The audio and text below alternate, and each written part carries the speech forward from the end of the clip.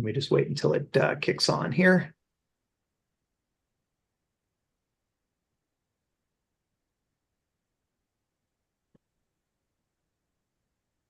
All right. Welcome, everyone, to the February 2024 meeting of the Mid-Atlantic Amateur Radio Club. So welcome to everyone on Zoom, and welcome to anyone joining us on YouTube, whether you're joining us now or whether you're watching the recorded meeting. I'm Jeremy, N2ZLQ Club President, and as we normally do, we will go around the room with a round of introductions. So let's hear a good pile up. Dennis, W3FM. Hello. Bob, W3ZQN. Hi there.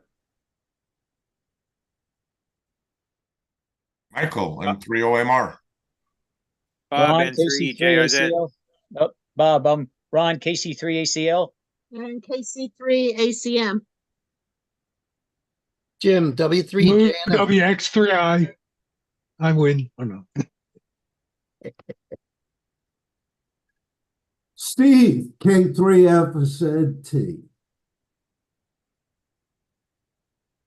Kilo 2 Hotel Alpha, Fred. WQ3Z, Ned.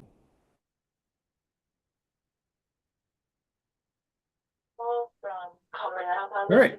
I think we got everybody. A lot of doubles there. Maybe I should have worked split. All right. So let's see. Let's start off with the treasurer's report. Lou. Okay. We currently have $15,941.44 in the bank. We have received membership from 58 people, which is one of the reasons it's grown a little bit recently.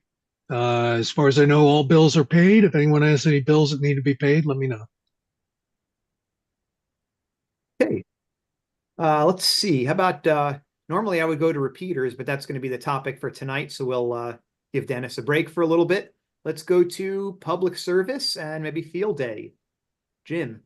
Good evening, everyone. Public service. I have some hard dates and some tentative dates here. Let me just go over my list, which I'll be getting to Dennis to post on the website as soon as I firm it up. I'm showing a Vietnam vet run at Norristown Farm Park on March 30th. I'm trying to confirm that, but they did at one time talk about moving it to March. So we may have that event a month away. So I'll try to firm that up. I have not gotten a hold of anybody to confirm that, but it is on several websites. Of course, the big main event is on May 27th, the Radnor Parade. After that would be the Charles Bender Swim. That's Friday, August 30th. And the Radnor Run is going to be November 3rd this year. And I also have a Penguin, and it's to be determined the date. It's going to be in October, but they have not determined the date yet. So we have several events coming up. The ones that are hard and fast are the Radnor Parade, the Charles Bender, and the Radnor Run. So the other two, I need more information. So any questions on that? Yeah, thanks, Jim. Yeah, I sent you an email with some MS walks. I don't know if any of those are things that we've participated in. Well, the MS walk, there's one that's close. It's over at the Ridley Creek State Park, but that is kind of run by Marple Newtown. Jim Goldman and the other gentleman, it's not Bill, it's Michael, usually run that. So I'll ask on the net tomorrow if they're going to participate. Not to say that we couldn't help out, but I don't want to rain on their parade, so to speak. So I'll keep you posted on that. I did get your email. Okay. Thanks, Jim. Field day. Lou confirmed that we have the buildings reserved, so we're all set with that. We want to get as many people there as we can. We're a little far away for more details, but it's something to look forward to. I know some of the other clubs are already starting to talk about it, and looking forward to it. Plus, we'll have our new 991A there, our new Yaesu rig. Oh, that's right. That's right. And Jim, the field day is always the last weekend in June, correct? it's the last full weekend in June, right? Thank you. Yes, I think it's the fourth weekend, which might not be the last. right. Because sometimes it's after that. It's the fourth full weekend. Is that Yeah, so it's actually not the last because it's the 22nd and 23rd this year. right? So it's early this year.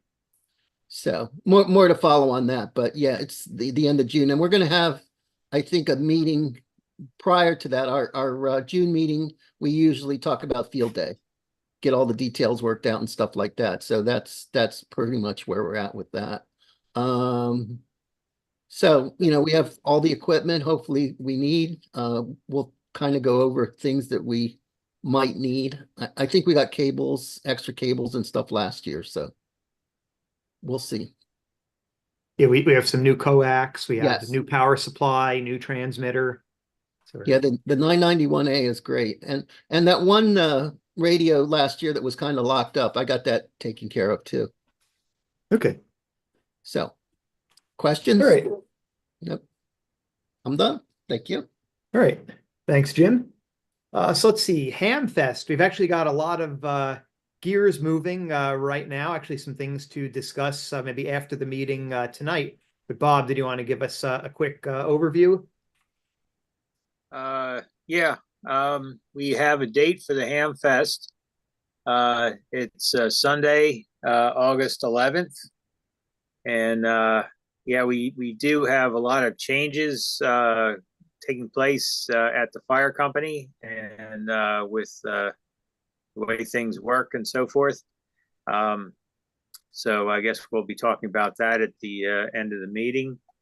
I have or the card checker that we had last year will not be available this year. So we have another card checker. He's actually closer. He lives in Bucks County. The one we had last year, the fellow we had last year lives in Maryland. But we have a new possibility, and Greg Morrow, K3EA of Yardley, PA, and he's going to get back with me. I've talked to him about almost 2 weeks ago, and he said he would get back to me with whether or not he could do it. I certainly hope he can, because as he's kind of our last hope at this point.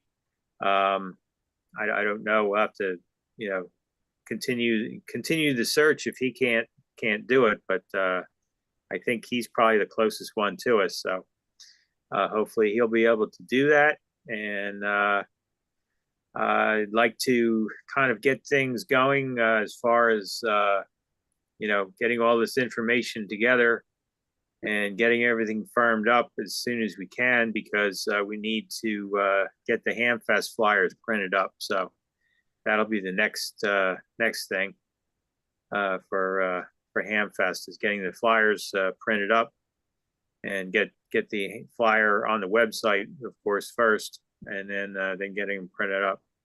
So that's pretty much what we have for Hamfest. All right. Thanks so much, Bob. Hopefully we'll get some of that settled. So let's see. How about the breakfast? Does anyone want to give an update? Because we had one last week. Yeah, I was there the first time. It was great. Okay. Never been there before. Yeah, it's a good place. I think the food is good, and they actually want us there. Recommend the Western omelet. All right. Yeah, the next one coming up will be about 4 or 5 weeks from now. It'll be the end of March. I think I have the calendar someplace. I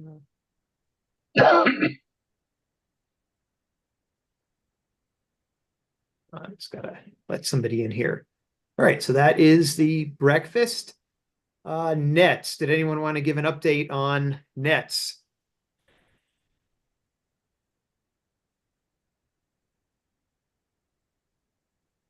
Well, I'll make a comment on the net. Well, let me, since I did the last Go note, ahead.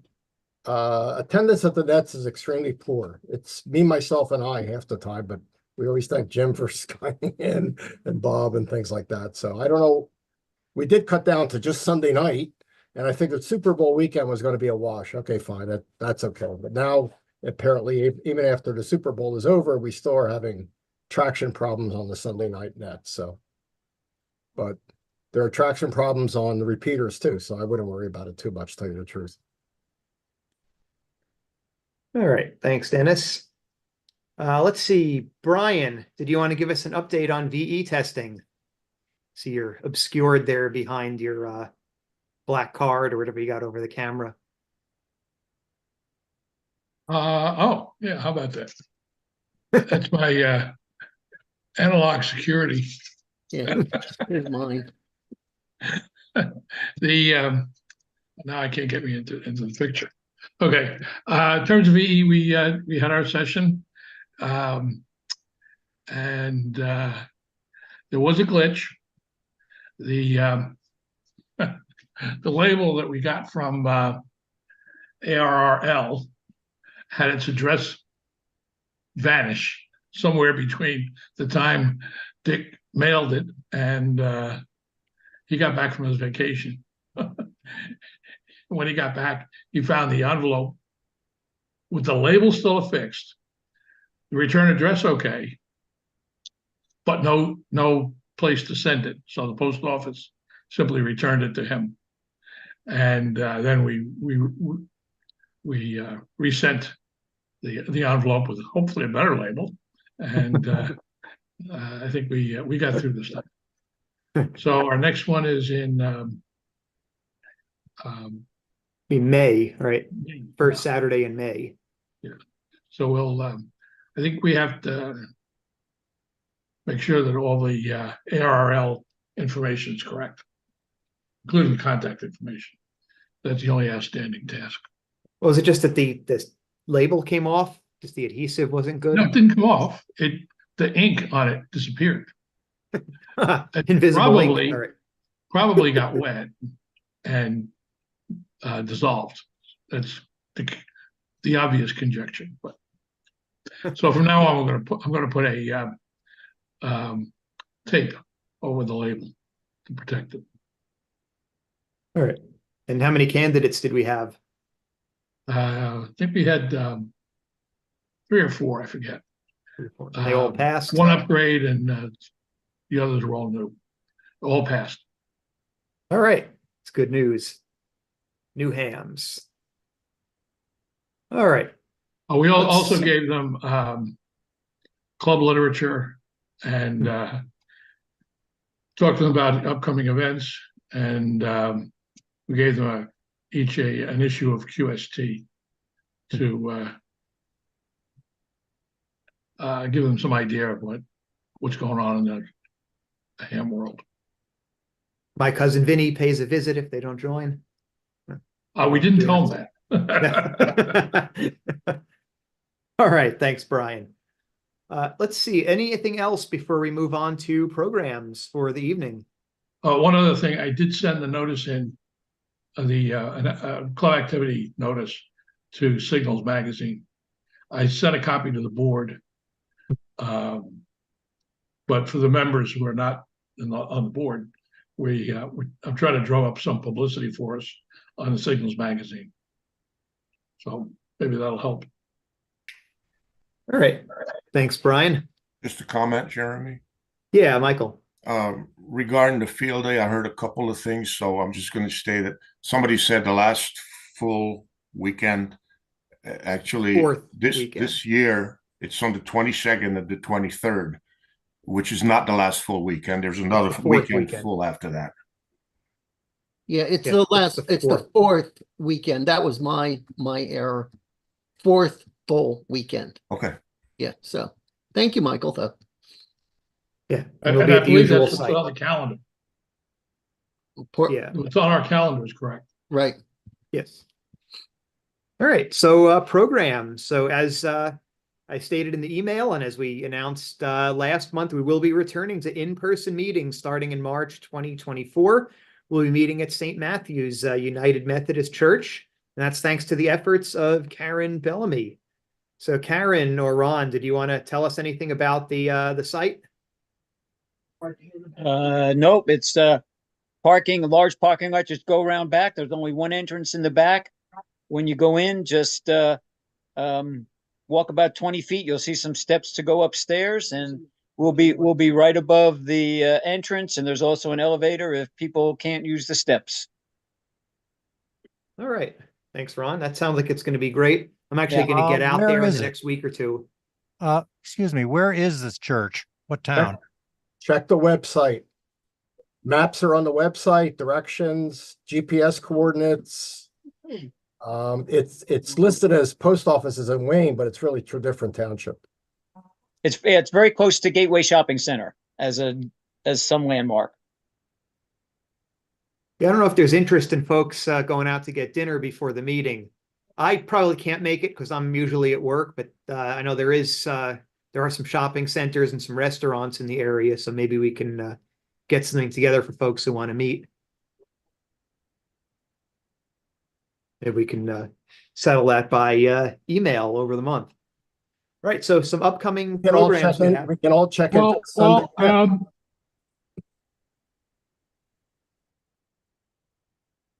Jeremy, Dennis, somebody was saying something. I think it was Dennis, but I just wanted to mention, because I don't think you mentioned what the program is.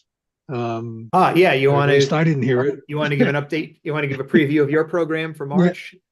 Well, I don't know how much of a preview I can give. I'm going to be presenting the Skywarn presentation from the National Weather Service. Once you're finished that, you can become a spotter for the National Weather Service for severe weather and other kinds of situations. Bring your friends, bring whatever. I mean, it's something that I think is an important program. So it is the official National Weather Service Skywarn program. So hopefully you come, and I try and make it a little bit entertaining at times, but we'll see. I also did want to mention that a few weeks later, I'm going to be doing an advanced Skywarn presentation for the Montgomery County Aries Races group. They're not widely publicizing it because it's a small room, and but there will be a Zoom available, and if anybody wants to come to that, that would be great too. So. Okay. Yeah, send me the information. I could send out the Zoom link with the monthly meeting announcement too, if folks are interested. What's in the advanced that's not in the basic? Well, it just goes into more detail.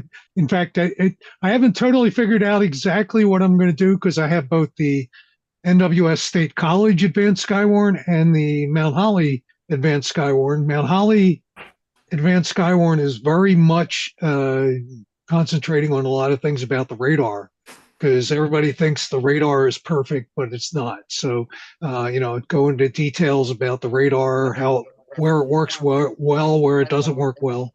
And I probably will throw in some of the state college stuff as well, just to get into more detail. It's really, it's still not a full-blown meteorology, having trouble saying that, meteorology presentation, but it's it's certainly more in-depth look at some of the things that they cover in the basic Skywarn. So that's I would encourage anyone who's really interested in weather to come to that. And like I said, it's going to be talking about radar, and radar is RF. So a lot of people will probably enjoy the problems that we get with radars because it is RF. So, I guess, Jeremy, you were saying you wanted the Zoom link. Let me check with the head of the Aries Races group and make sure he's okay with me giving it out widely. But yeah, I'll send it to you. Okay, that's fine.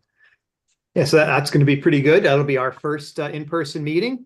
And then in April, we're going to have the triumphant return of the MARC junk auction. which historically, which I seem to be old enough to remember, happened in April. I don't remember if that was always the case, but I do remember that being in April. So if you've got any stuff that It was is gathering always, dust. it was always April because we ran out of regular programs. Okay. All right. Yeah, no, we've got plenty of good regular programs. In May, we're going to have Dylan Paré, who's actually a new member of the club.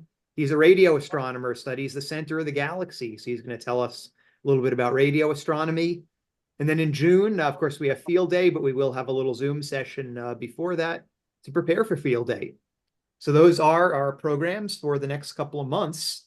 Anything before we get to our featured presentation? Jeremy, you got to share screen. Do I need to enable it for you? I thought you should be able to. All right, so our presenter this evening is someone who needs no introduction. It's our very own Dennis. I'm still getting host disabled participant screen sharing.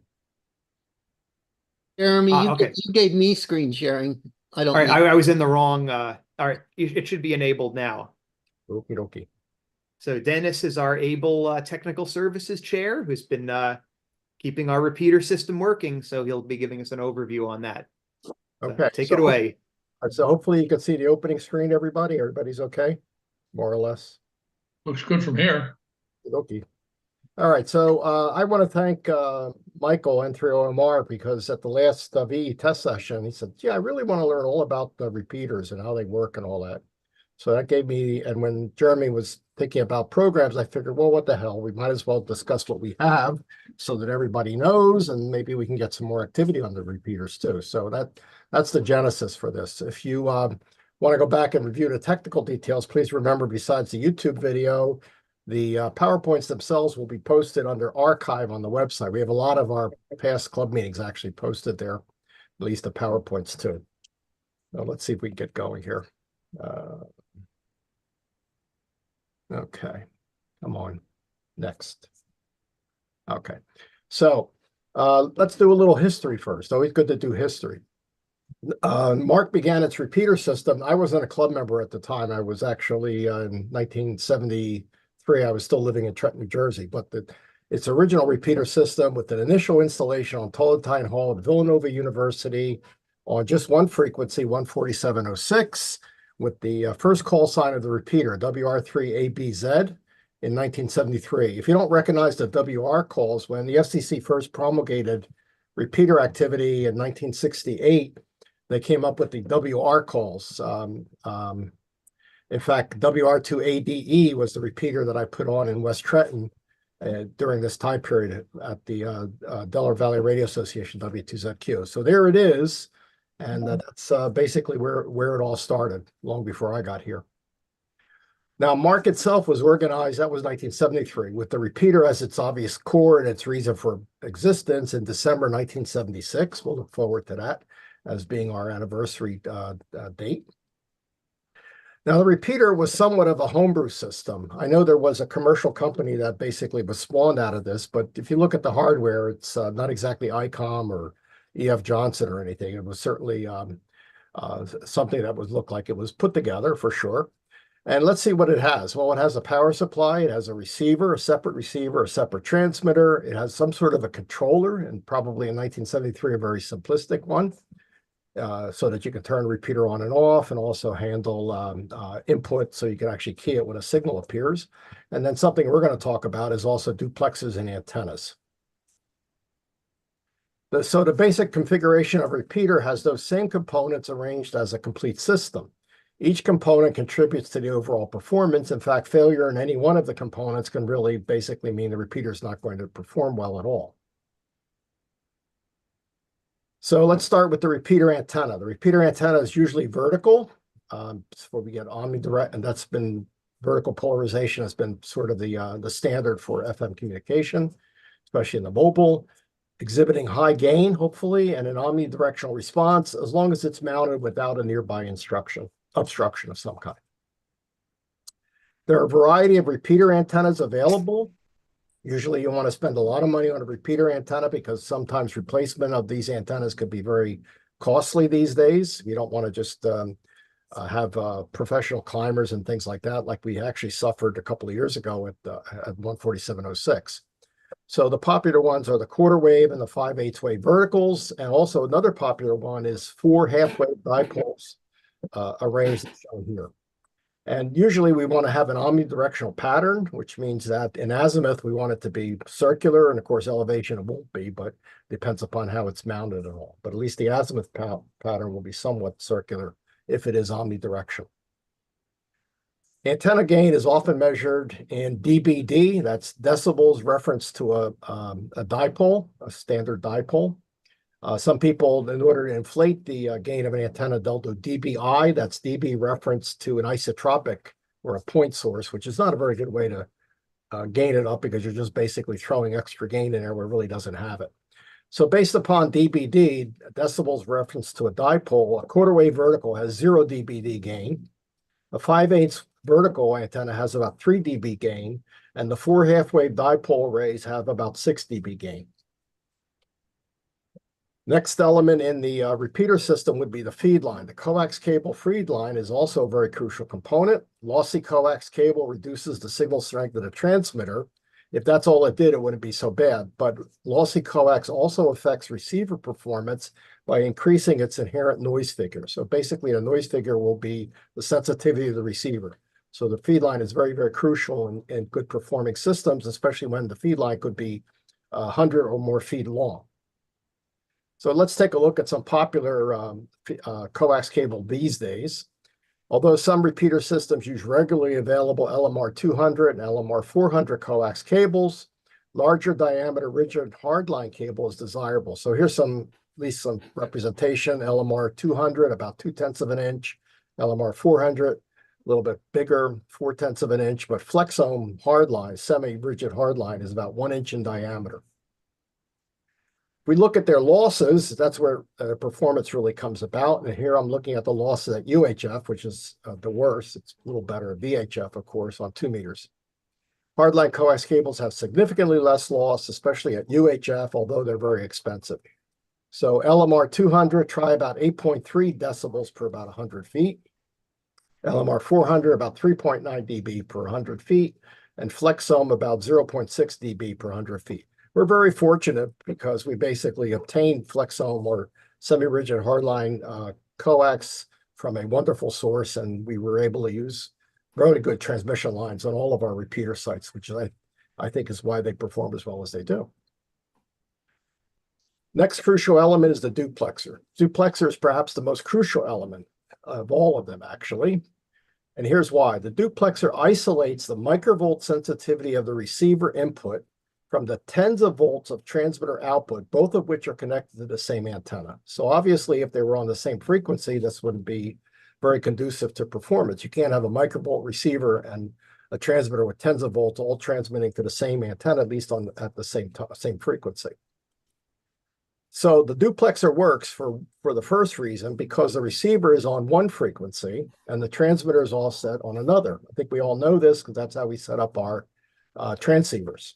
So for a 2-meter repeater, the standard offset is plus or minus 0.6 megahertz, depending upon which of the subbands on 2 meters you operate in.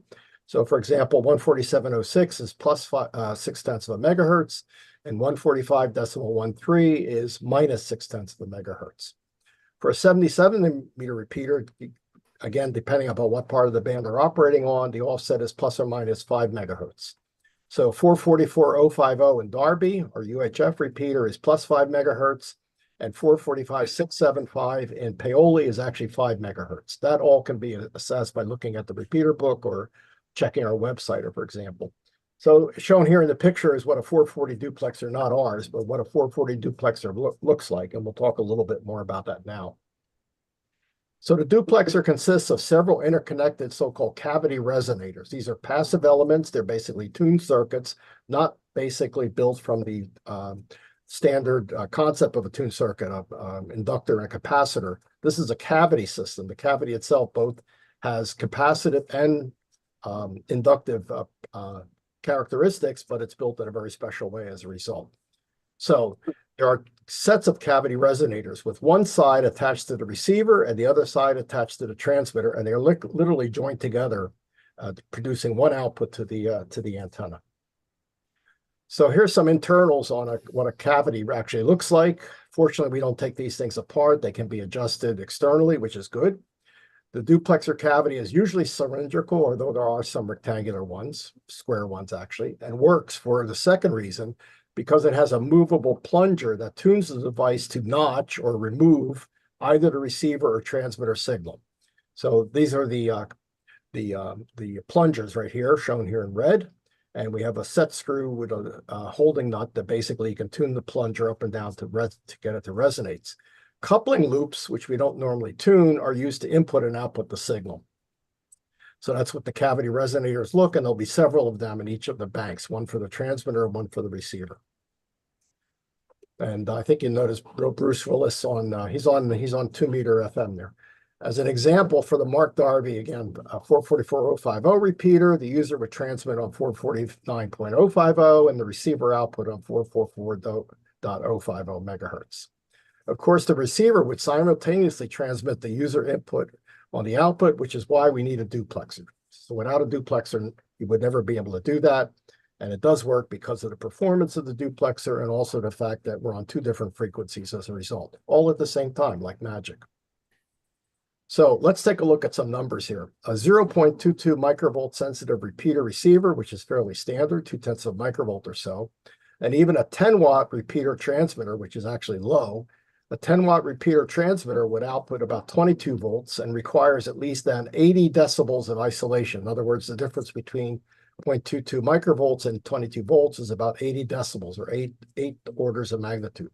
So a cavity resonator duplexer is then required to do at least that or even more. So what does 80 dB mean? Well, maybe this little graphic will put it in perspective. 80 dB is the difference of 10 to the 8th power, or what 1 cent would be to $1 million.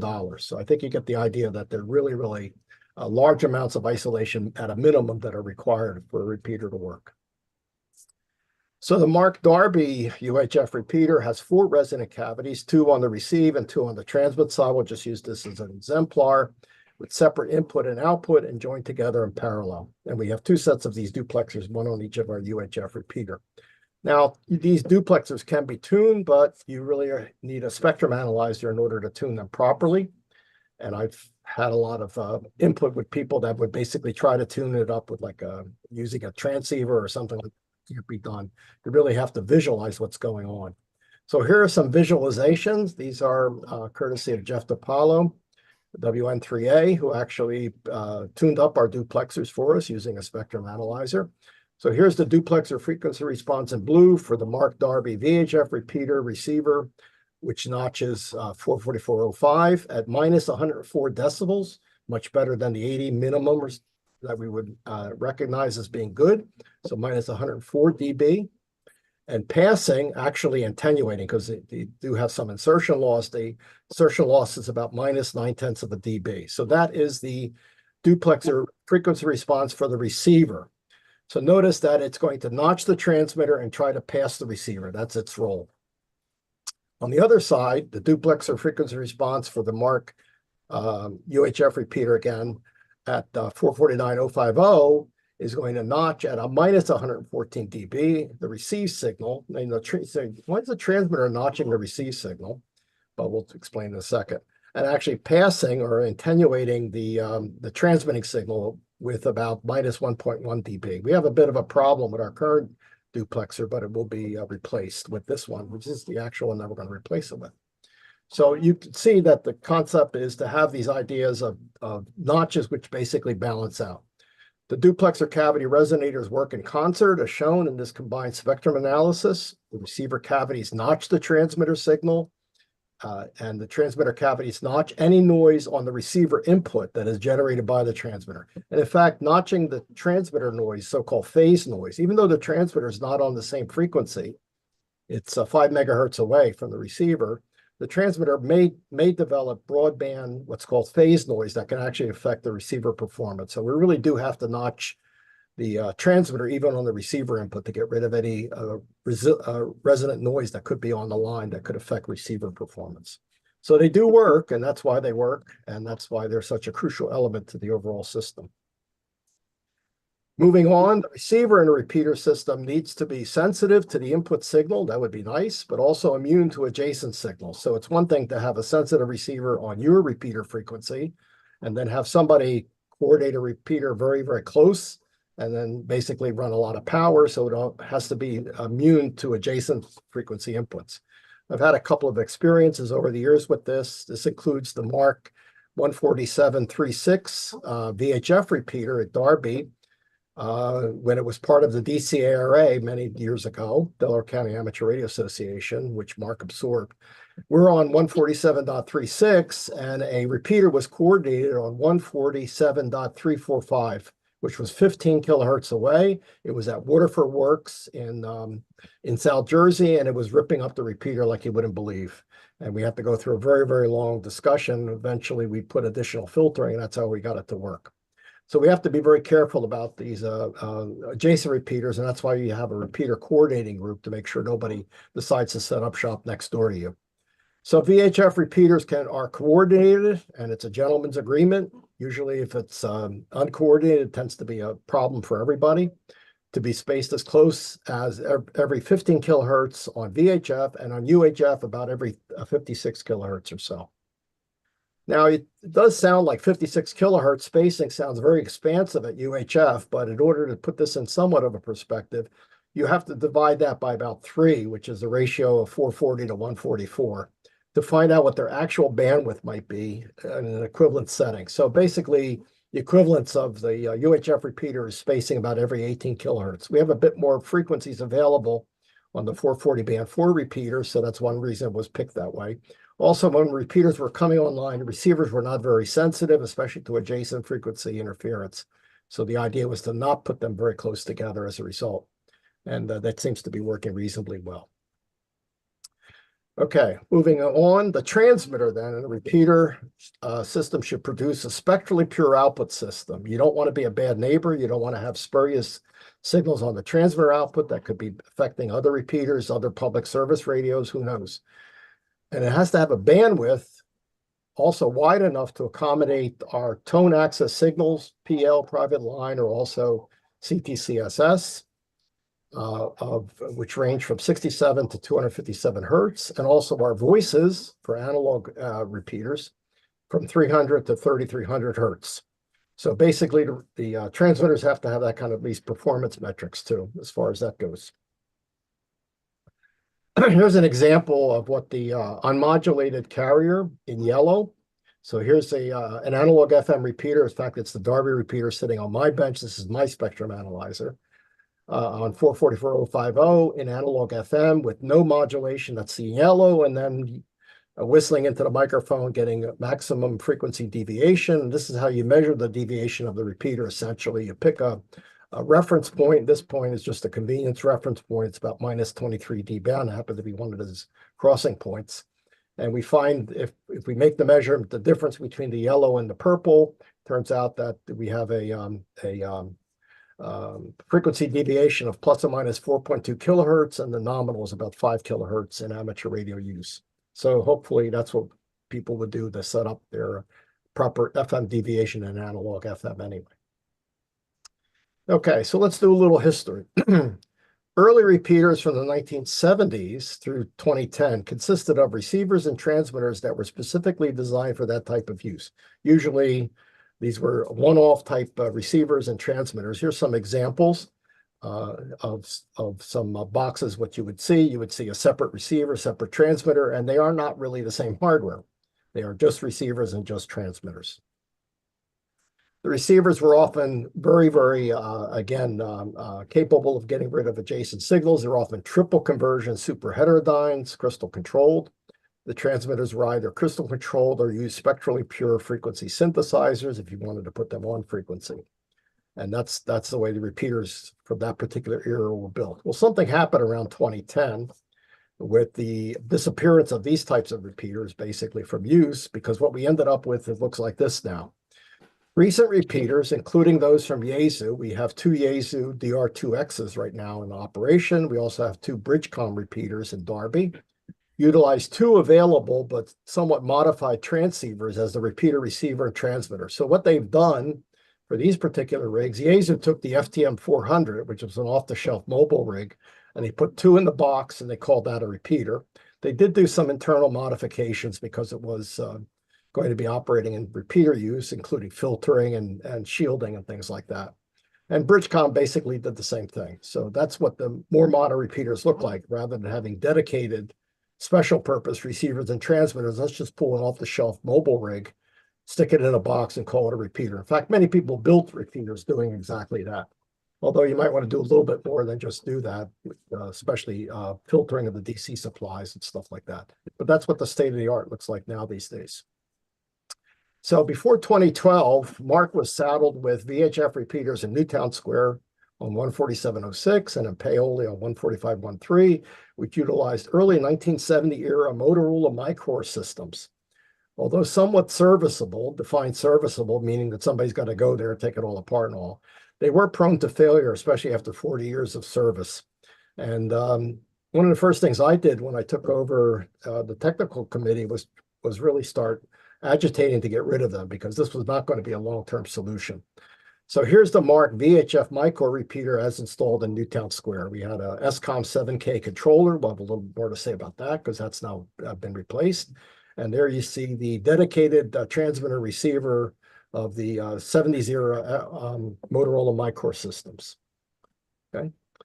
Here is, in 2012, we decided to spend a lot of money. I think we had like almost $20,000 in the bank at that time, Lou. But anyway, in 2012, MARC acquired not one, but 2 Kenwood TKR 750s. They're no longer being made. I'm really sorry about that. VHF repeaters for the sites in Newtown Square and Paoli. These are our VHF repeaters at those 2 sites. It's a 25-route repeater, which occupies only 1/2 a standard rack, but still maintains the high-performance receiver and transmitter of earlier design. So basically, it's not 2 mobile rigs in a box, but that was 2012.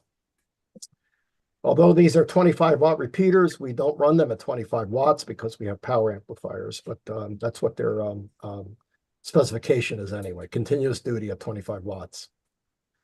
So here's the before and after configuration of the MARC VHF repeater in Newtown Square with the Motorola MyCore on the left and the new configuration on the right with a new power supply, RF power amplifier, a new controller at SCOM 7330, and also the UHF link transceiver. It's a Kenwood transceiver, and these were all installed in 2012. I must have been much younger than to be spending all the time at repeater sites, but that was what happened, at least at Newtown Square. So I'm very glad to see that we've gotten rid of our Motorola MyCore. At least we have something a little bit more tractable. Here's the MARC VHF repeater in Paoli. Again, we did the same thing. It was running a little bit different version of a Motorola, but it was still a Motorola system. Still replaced it with basically a 1-for-1 copy, new power supply, RF power amplifier, same controller, same UHF link transceiver, all in 2012. And I think the rest is history as far as that's concerned. I'm very happy about that. Some newer things that have come along is the Yaesu Fusion, now the DR2X UHF repeaters and new duplexers for 445-675. Which replaced the defunct ICOM. We had an ICOM RP4120 UHF FM analog repeater in Paoli for the longest time. And that FM analog repeater was actually linked to 2 meters, so you could use it as a crossband repeater out of Paoli. But that's now been decommissioned, and it's been replaced by the Yaesu Fusion system. New duplexer. That duplexer was a little bit old in the tooth. New duplexer and new Yaesu Fusion repeater. This is actually our 3rd Yaesu Fusion repeater. We had a DR1 in Paoli. That was one of the earliest ones out of the box. We had a DR1X, and then we had a DR2X. Yaesu has been very good about selling us repeaters at very low cost, which we then turn around and resell for the slush fund, and they're happy with that too. So they're happy to see the Fusion system being promulgated. Okay. Now let's talk about Darby, which of course is another site of the MARC system now. Before 2022, the MARC VHF repeater in Darby on 14736 utilized the E.F. Johnson Model 100 system, which was obtained in 1985. The repeater operated without significant failure for over 38 years until the receiver lost its sensitivity, and I refused to try to repair it. So again, this was a discrete transmitter and discrete receiver. big black thing here with the power, with the heat sink, that's the power amplifier for the EF Johnson, running around 100 watts, but we always used to key it back a little bit. So that was the installation in Darby, which ran for 38 years. The power amplifier blew out once when we took a lightning hit, but that was about it as far as the major concerns were. Well, anyway, in 2022, it was time to seriously think about that, especially since they weren't working. In looking around at what was available and trying to read some reports and all that, it's still a work in progress. I decided to go with relatively low-cost repeaters from a new company called Bridgecom. BCR 50V, which is a 50-watt repeater for 147.36, and a BCR 220, which is a 30-watt repeater for 224.5 at the site in Darby. The nice thing about Bridgecom is, even though there are two transceivers in the box, they provide their own power supply, and they have good enough power that we don't have to worry about a power amplifier or anything in addition. So here's what the configuration looks like, and Steve, K3FZT, was my colleague as we went to the site many months ago, actually. Here's the before and after configuration of the MARC repeater. Bridgecom 147.36 and 224.5 is shown. A Yaesu Fusion DR2X UHF repeater and duplexer for 440.050 is now at the top. We refarmed the old EF Johnson cabinet, so we got everything stuffed in the same cabinet, as it turns out. Okay.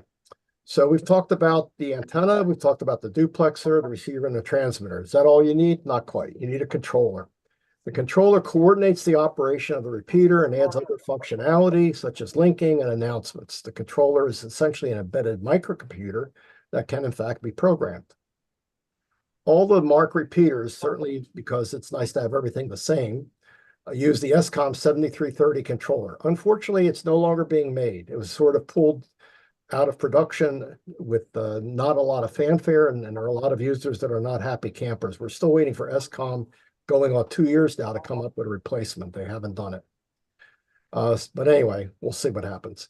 The SCOM 7330 has 3 ports, shown here in red, and digital logic inputs and logic outputs. So you can do a lot of things with it if you want to be inventive.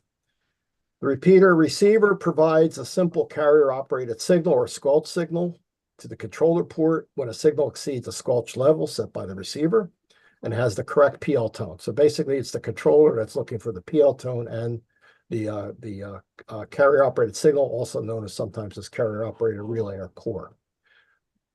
The core and CTCS signals are indicated on the LEDs of the controller for the port use. So when you're at the site, you can at least get some visual feedback of what's going on. That's always good to see. The controller then turns around and outputs a push-to-talk signal to the repeater transmitter, and the link is closed as far as the control is concerned. And if there are link repeaters, then the received audio and signal and push-to-talk are then outputted to those transmitters. Certainly between Newtown Square and Paoli, the link is the RF link, the UHF transceivers that are basically tying the 2 repeaters together. So that's what we mean by link repeaters.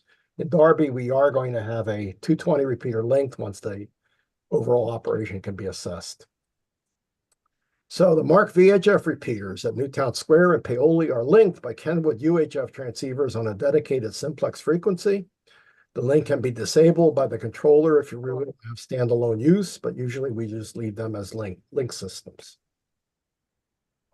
The SCOM 73 controller, though, let me give you some insight, can be programmed from a text file by serial communication to non-volatile memory. So once you've got it programmed up and running, basically it's non-volatile. It's actually battery backup memory that encodes the operation to be performed.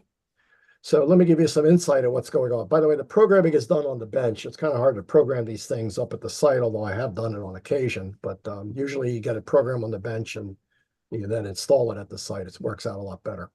So, for example, the voice announcement that everybody hears every so often, this is the MARC, the WB3JOE link repeater, PL131.8.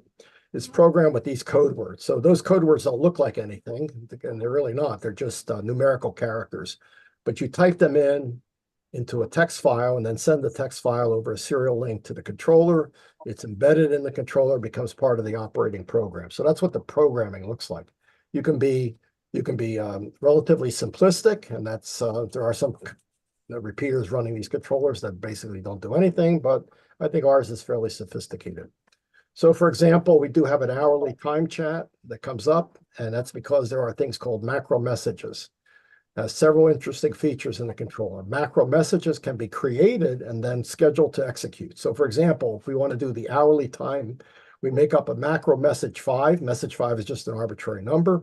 So good morning, afternoon, evening, the time is, and then it'll actually stick the time from its real-time clock in there as part of the controller. This is the MARC WB through JOE link repeater, which usually wakes me up from sleep because it runs 24 hours around the clock. So it's programmed with these code words, and I put in a red box there, the macro message 5. So that's what the message looks like. Now, that's not the schedule, but that's certainly what the message looks like.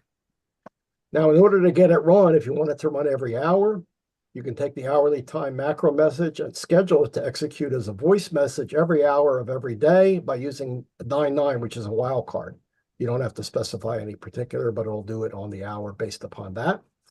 And we also have the MARC Hamfest periodic announcements, which I think is kind of unique. It's message number 9, MARC Hamfest Sunday, August, whatever, 13th. It'll be the 11th next year. It's programmed with these code words, again, macro message 9. And basically, we can set when we want the message to appear. Usually, I just put that on 3 times an hour in late afternoon and early evening, and then not around the clock. The SCOM controllers perform various tasks, such as connecting a link transceiver to the appropriate repeater, monitoring repeater timeout, that's when you get the timeout beep, generating a courtesy beep at the end of reception with a distinctive two-tone response, especially as the link is active. If you're listening on 06 and you hear a two-tone courtesy beep that sounds low and then high, it means that the opposite signal is coming in on the link. That's how you can tell whether the link is active. So let's look at the repeater sites themselves. Now that we've talked all about the hardware, we have not 1, not 2, but 3 repeater sites. We actually have 4, but I prefer not to think about the 4th one. We have Paoli Hospital with VHF and UHF. We have a tower, which is called Broadcast Entity these days. Used to be the KISS 100 tower on 14706. And then we have Mercy Fitzgerald Hospital, which we inherited from the DCARA with VHF, 2 VHF repeaters and a UHF repeater. These are their physical locations, of course. Now, the MARC VHF repeater and Paoli repeaters are only 7.4 miles apart. Not my doing, that's the way it turned out. So the path between them, fortunately, is clear, and small Yagi antennas and low power provide a good signal for the RF link. So we can link the 2 repeaters with RF, none of this internet linking and other things that are going to be subjected to when all else fails. We use a straight RF link here between the 2 sites. Now, let's talk a little bit about performance metrics. With omnidirectional antennas at these 2 very nearby sites, only 7 miles apart, repeater coverage would overlap considerably, and that's probably not a good idea. So it was intended this way when we did the installation. We bought 4 half-wave dipole antennas for Paoli rather than a vertical. And what we can do then is to have the 4 dipoles characteristically appear all on the same side. If you make them go around the dipole, you can get an omnidirectional pattern. You put them at every 90 degrees around the pole. If you keep them all on the same side, it turns out to have what's called a cardioid pattern, a preferred direction. And then once we did that on the pole itself, we also then rotate the pole appropriately. And looking from the roof when we did the installation many, many years ago at Paoli Hospital, decided that the cardioid antenna pattern is going to would be pointed northeast from Paoli, in other words, up the Great Valley towards King of Prussia. So the primary coverage of the MARC Paoli repeater on VHF then extends to Royersford on 422. I know it does because I worked the repeater from my son's driveway up in Royersford and out to North Wales on 202. So I think we get fairly good coverage. Essentially, the Valley Forge Ridge is an impediment. It's basically an obstruction for repeater coverage. So if you go down 252 and go on the other side of, go downhill from Paoli, you know what I mean. The MARC Paoli VHF repeater is on an 18-foot parapet, unfortunately only on a 4-story building, so that's only about 60 feet in the air. The good news is it might be 60 feet in the air, but the ground elevation is 536 feet. It's actually higher by at least 100 feet compared to Newtown Square, so we're going uphill to go to Paoli. So 60 feet above 536 or so. The MARC Newtown Square repeater on 06 has a slight cardioid pattern, not because we've done it. It's actually running a vertical antenna, but it's mounted to a rather large obstruction, the tower, which tends to shape the pattern and makes it somewhat, it's not going to make it omnidirectional as a result. Somewhat cardioid, probably not as severe as a cardioid pattern, but certainly not omnidirectional either. Because again, when we did the tower work, I made a plea that we mount the antenna in this particular location, which is, I think, a favorite location for us. The cardioid pattern then is basically, because of the tower shaping, apparently going to the southeast, and that's what the pattern would look like for Newtown Square. So the VHF repeater antenna is mounted at the 240-foot level of the 800 or so foot broadcast tower. There was a group that was trying to raise the tower to 1,000 feet many years ago, and they went before the board, supervisors and all that, and they never got permission to raise it. They left it at 800 foot. But the ground elevation is also 418 feet. So we've got fairly good, relatively the same elevation of the two repeater systems due to ground and also positioning as a result. So in Darby, the MARC Darby VHF repeater uses omnidirectional antennas, at least on VHF, mounted at the top of the tower. The other two antennas that you see here is one for UHF and one for 224.5, low VHF, high VHF, I should say. The antenna, the pattern is essentially omnidirectional for VHF because we're mounted on top of the tower, and it was only subjected to, unfortunately, terrain. This is the low end of Delaware County, and as a result, the terrain is going to affect performance. The Darby VHF repeater is on a 50-foot tower, sitting on top of a 10-story building. Makes it about 160 feet on the air. Unfortunately, Darby, Lansdowne Avenue, Fitzgerald Mercy Hospital, the ground elevation is only about 86 feet. So we're not gaining a lot there, to say the least.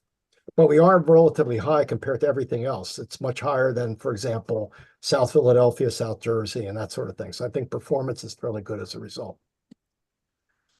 So let's finish up this talk by telling you a little bit about Fusion, try to get and curb your enthusiasm activity up a little bit. MARC was an early adopter of the Yaesu Fusion Repeater System with the initial DR1 installed at Paola UHF in 2015. We were like out-of-the-box users, as it turns out. It was not connected to the internet or anything, rooms or anything like that. It was just basically a Fusion repeater, just standalone.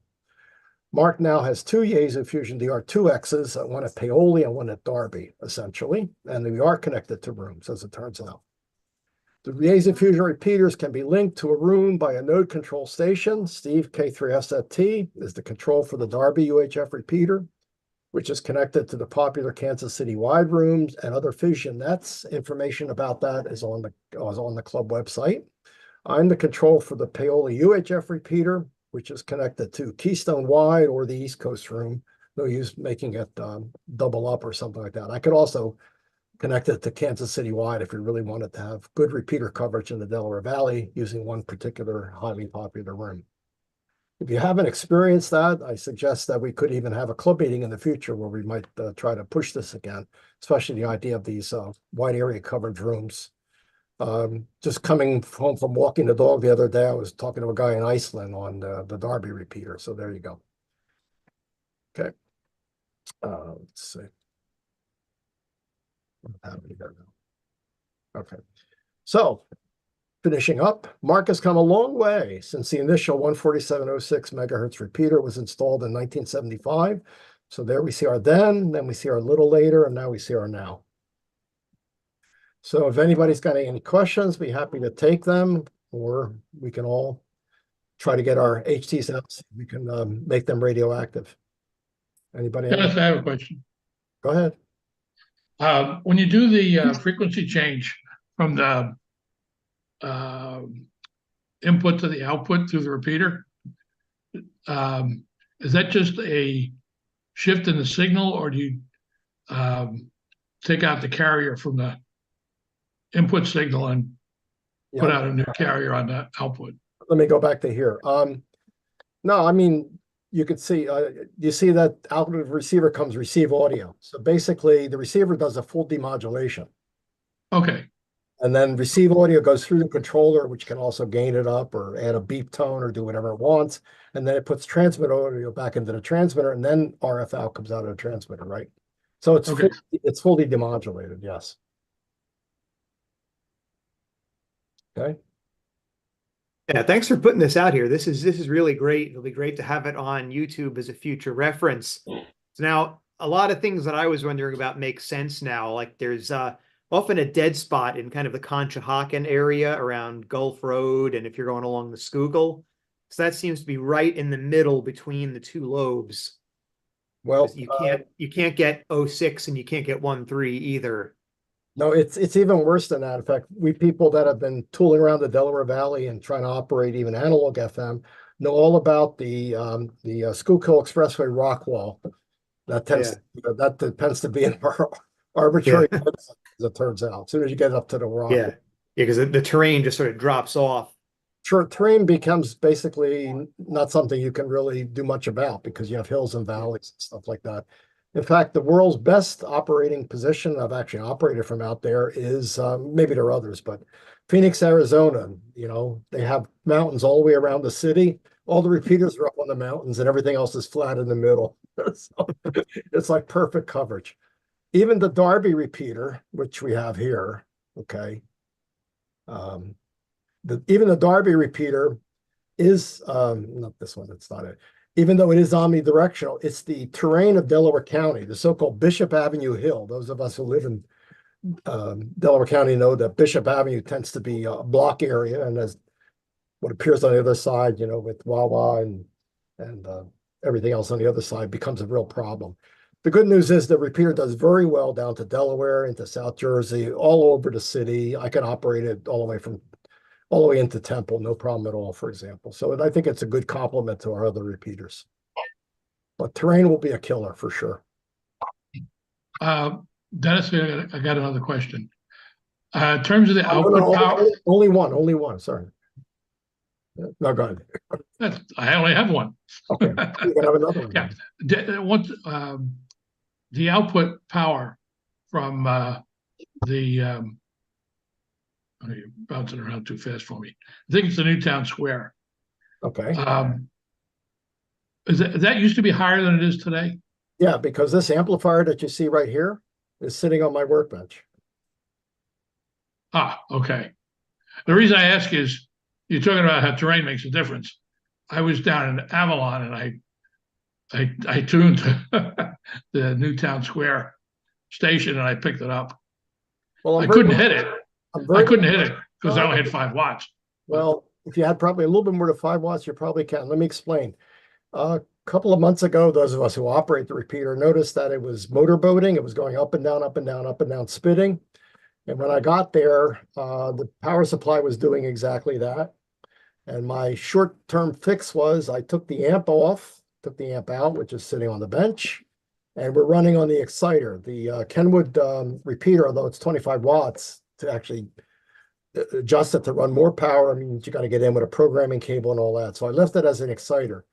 So the Kenwood repeater is running around 8 watts, which means we're probably getting about 6 watts to the antenna, 5 watts to the antenna. That's all we're getting out at the moment. Nobody seems to complain. And we'll have to see what happens in the near future, if we, whatever. Well, I was looking at your what I wanted to tell you, though, the fact that we're running lower power means the receiver is more sensitive now. Because as soon as you put the high power back on again, the receiver sensitivity will go away. It won't be as sensitive, for example. Okay. So if you had like 30 or 40 watts, you probably could have keyed it up from Avalon. Yeah, I only had a handheld. Okay. But I do get, I'm right at the edge of your coverage patterns, according to those pictures you put up in Delaware County, but I'm on high ground, so I seem to hit Newtown Square pretty strong. Okay. Well, currently you will, because I said we're not running the PA, so enjoy it while you can. The receiver is very sensitive, as it turns out. Might be more sensitive now, mainly because it doesn't have to fight the transmitter through the duplexers. Do any repeaters use separate antennas for receive and transmit?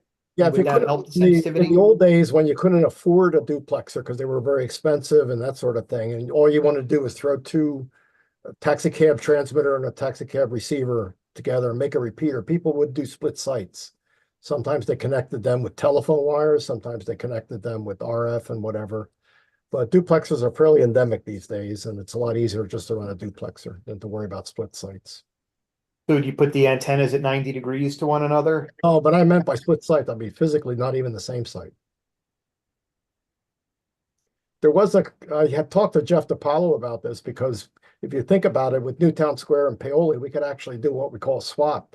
We didn't need duplexers. We could run the two repeaters on their separate frequencies at the two sites, and the separation may have been good enough when we could do this, but it was just a conversation over a cup of coffee. That's all I remember. Oh, but the other one that they always tried to run split sites is 6-meter repeaters, because the 6-meter duplexer is horrendous. It's as big as a refrigerator.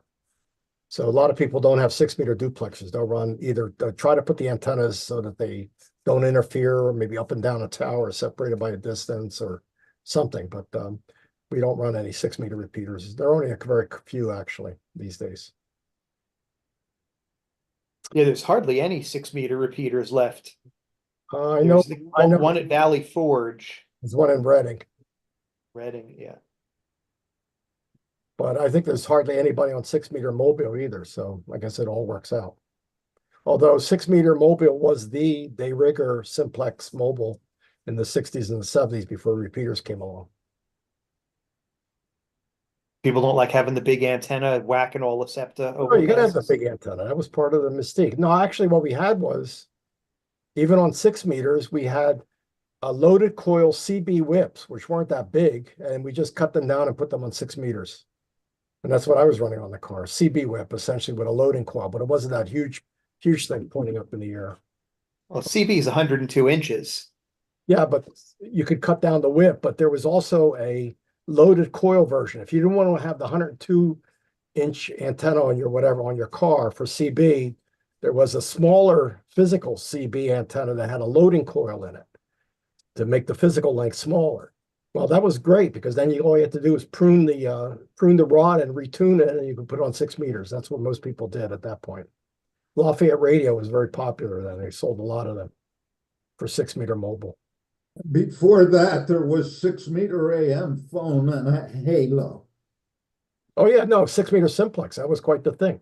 I was a technician at the time. Sorry about that. It was the Morse code requirement in front of the FCC that was the problem. But I had stacked 5-element beams in a row house in South Jersey. My grandfather owned 3 houses in a row, and I was able to guy it to the 2 houses on either side. If you can imagine what 2 6-meter beams look like stacked on top of a row house. And my father, who was WB2UIM, would get on with the Heathcote Seneca running around 50 watts of screen modulated AM. And I'd be in the car with a Squalo, not even a Halo, Steve, on the roof of the car in Moorestown, New Jersey, and we talk all the way home. So those were the days before repeaters, though. Now we have all these repeaters and nobody's on the air. Okay, we thank everybody for coming to our meeting. Next month is our first in-person one. Hopefully we can get a nice turnout for Lou. All right. Thank you, Dennis. That was a great presentation. This will be also posted on the website if you want to take another look at things. So besides the YouTube video, we'll put the PowerPoints on the website too.